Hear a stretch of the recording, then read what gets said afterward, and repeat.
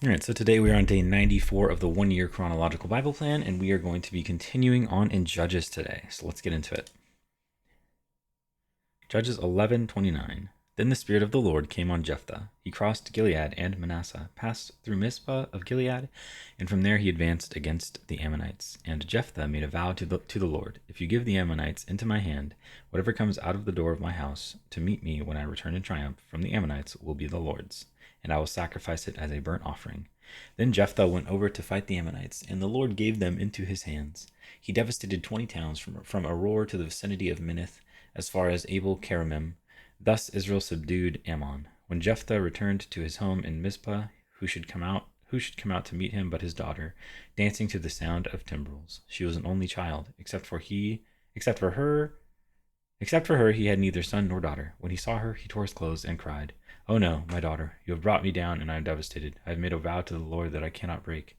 "My father," she replied, "you have given your word to the Lord. Do to me just as you promised, now that the Lord has avenged you of your enemies, the Ammonites. But grant me this one request," she said. "Give me 2 months to roam the hills and weep with my friends, because I will never marry." "You may go," he said, and he let her go for 2 months. She and her friends went into the hills and wept because she would never marry. After the 2 months, she returned to her father, and he did to her as he had vowed, as she was a virgin, and she was a virgin. From this comes the Israelite tradition that each year the young women of Israel go out for 4 days to commemorate the daughter of Jephthah the Gileadite. Judges 12. Jephthah and Ephraim.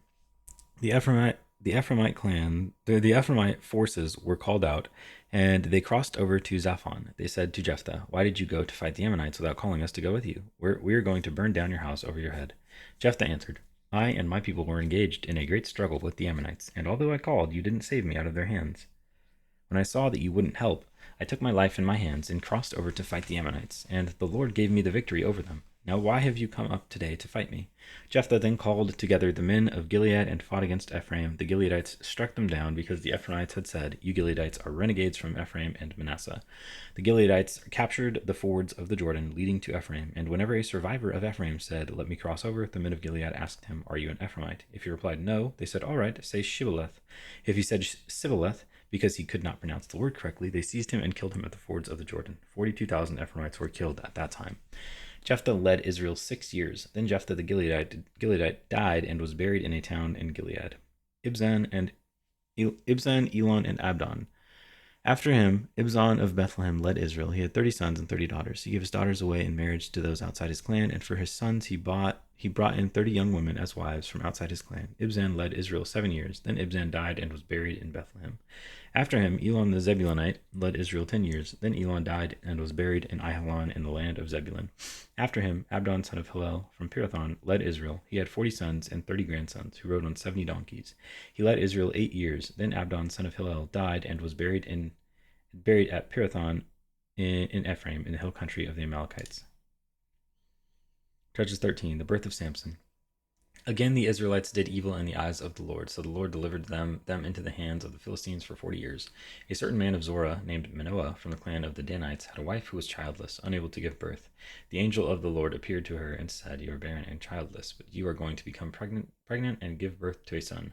Now see to it that you drink no wine or other fermented drink, and that you do not eat anything unclean.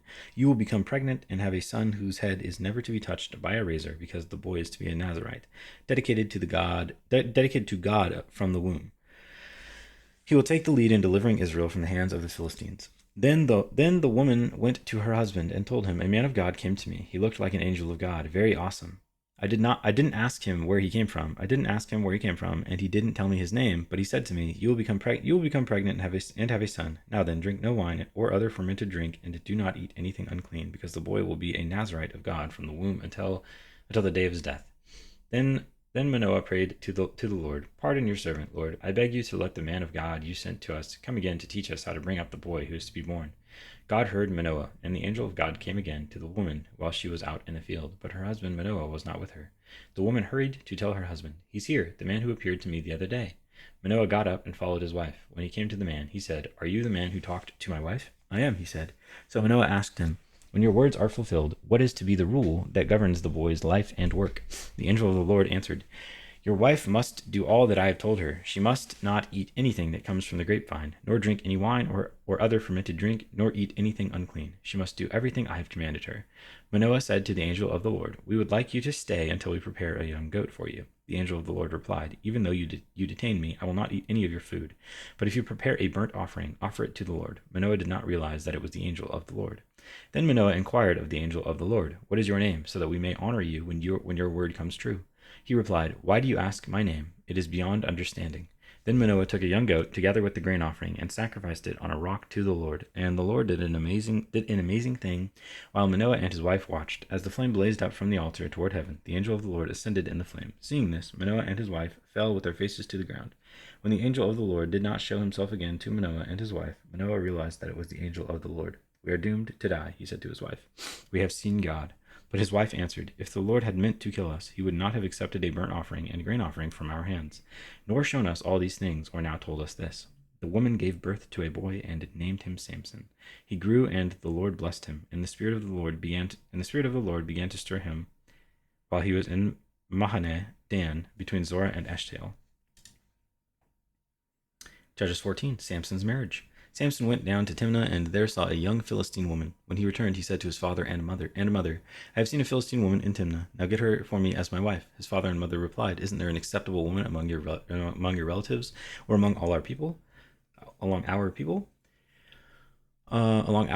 Along all our people, must you go to the uncircumcised Philistines to get a wife?" But Samson said to his father, "Get her for me. She is the right one for me." His parents did not know that this was from the Lord, who was seeking an occasion to confront the Philistines, for at that time they were ruling over Israel. Samson went down to Timnah together with his father and mother. As they approached the vineyards of Timnah, suddenly a young lion came roaring toward him. The Spirit of the Lord came powerfully upon him, so that he tore the lion apart with his bare hands, and as he might have torn a young goat. But he told neither his father nor his mother what he had done. Then he went down and talked with the woman, and he liked her. Sometime later, when he went back to marry her, he turned aside to look at the lion's carcass, and in it he saw a swarm of bees and some honey. He scooped out the honey with his hands and ate as he went along. When he rejoined his parents, he gave them some, and they too ate it. But he did not tell them that he had taken the honey from the lion's carcass. Now his father went down to see the woman, and there Samson held a feast, as was customary for young men. When the people saw him, they chose 30 men to be his companions. "Let me tell you a riddle," Samson said. "If you can give me the answer within the 7 days of the feast, I will give you 30 linen garments and 30 sets of clothes. If you can't tell me the answer, you must give me 30 linen garments and 30 sets of clothes." "Tell us your riddle," they said. "Let's hear it." He replied, "Out of the eater, something to eat. Out of the strong, something sweet." For 3 days they could not give the answer. On the 4th day they said to Samson's wife, "Coax your husband into explaining the riddle for us, or we will burn you and your father's household to death. Did you invite us here to steal our property?" Then Samson's wife threw herself on him, sobbing, "You hate me. You don't really love me. You've given my people a riddle, but you haven't told me the answer. I haven't even explained it to my father or mother," he replied, "so why should I explain it to you?" She cried the whole 7 days of the feast, so on the 7th day he finally told her, because she continued to press him. She in turn explained the riddle to her people. Before sunset on the 7th day, the men of the town said to him, "What is sweeter than honey? What is stronger than a lion?" Samson said to them, "If you had not plowed with my heifer, you would not have solved my riddle." Then the Spirit of the Lord came powerfully upon him. He went down to Ashkelon, struck down 30 of their men, stripped them of everything, and gave their clothes to those who had explained the riddle. Burning with anger, he returned to his father's home, and Samson's wife was given to one of his companions who had attended him at the feast. Judges 15. Samson's vengeance on the Philistines. Later on, at the time of wheat harvest, Samson took a young goat and went to visit his wife. He said, I'm going to my wife's room, but her father would not let him go in. "I was so sure you hated her," he said, "that I gave her to your companion. Isn't her younger sister more attractive? Take her instead." Samson said to them, "This time I have a right to get even with the Philistines. I will really harm them." So he went out and caught 300 foxes and tied them tail to tail in pairs. He then fastened a torch to every pair of tails, lit the torches, and let the foxes loose in the standing grain of the Philistines. He burned up the shocks and standing grain, together with the vineyards and olive groves. When the Philistines asked who did this, they were told, "Samson the Timnite's son-in-law, because his wife was given to his companion." So the Philistine went up and burned her and her father to death. Samson said to them, Since you've acted like this, I swear that I won't stop until I get my revenge on you." He attacked them viciously and slaughtered many of them. Then he went down and stayed in a cave in the rock of Etam. The Philistines went up and camped in Judah, spreading out near Lehi. The people of Judah asked, "Why have you come to fight us?" "We have come to take Samson prisoner," they answered, "to do to him as he did to us." Then 3,000 men from Judah went down to the cave in the rock of Etam and said to Samson, "Don't you realize that the Philistines are rulers over us? What have you done to us?" He answered, "I merely did to them what they did to me." They said to him, "We've come to tie you up and hand you over to the Philistines." Samson says, "Swear to me that you won't kill me yourselves." "Agreed," they answered. We will only tie you up and hand you over to them. We will not kill you." So they bound him with two new ropes and led him up from the rock. As he approached Lehi, the Philistines came toward him, shouting. The Spirit of the Lord came powerfully upon him. The ropes on his arms became like charred flax, and the bindings dropped from his hands. Finding a fresh jawbone of a donkey, he grabbed it and struck down 1,000 men. Then Samson said, "With a donkey's jawbone, I have made donkeys of them. With a donkey's jawbone, I have killed 1,000 men." When he finished speaking, he threw away the jawbone, and the place was called Ramath Lehi. Because he was very thirsty, he cried out to the Lord, "You have given your servant this great victory. Must I now die of thirst and fall into the hands of the uncircumcised?" Then God opened up the hollow place in Lehi, and water came out of it. When Samson drank, his strength returned, and he revived.